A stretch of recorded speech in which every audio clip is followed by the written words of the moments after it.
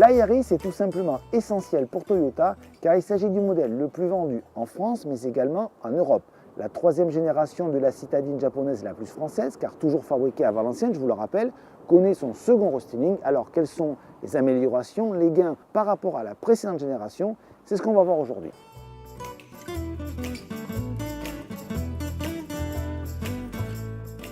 Comme vous pouvez le constater, ce restyling est relativement important puisqu'il porte sur les parties avant et arrière de la Yaris. Sont nouveaux les projecteurs, les feux, les boucliers avant et arrière, la calandre. C'est 900 pièces au total, soit 40% de la voiture.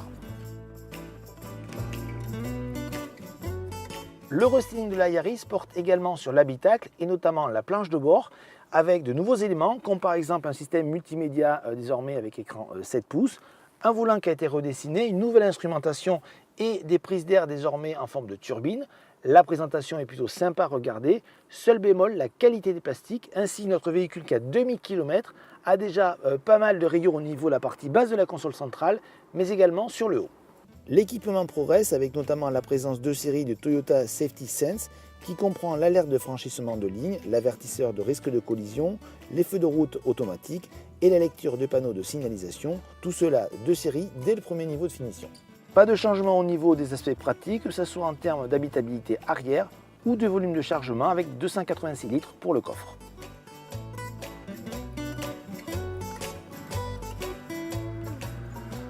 Au volant de cette Yaris, plusieurs choses à retenir. Tout d'abord, la disparition du diesel pour les particuliers, désormais réservé aux professionnels. Vous avez également un nouveau moteur essence de 110 chevaux, mais la majorité des ventes se font avec la version hybride. C'est donc celle-ci que nous avons aujourd'hui à l'essai. Une motorisation que l'on connaît bien puisqu'elle est présente depuis 2012 sur la Yaris, toujours aussi agréable en zone urbaine voire périurbaine avec des consommations plutôt mesurées et la possibilité de rouler 2 km 100% électrique.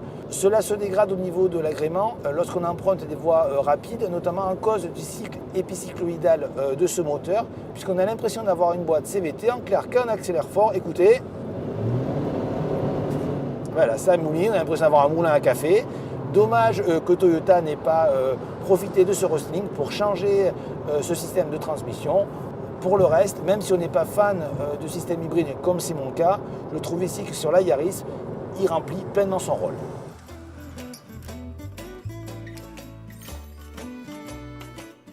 Avec des prix compris entre 14 750 et 21 850 €, la Toyota Yaris restylée s'offre un nouveau look, plus jeune, plus sympa, un équipement enrichi en termes de sécurité active et passive. Pas de nouveauté au niveau du comportement routier, de grief toutefois, la qualité des plastiques aurait pu être améliorée et le comportement de la transmission sur la version hybride.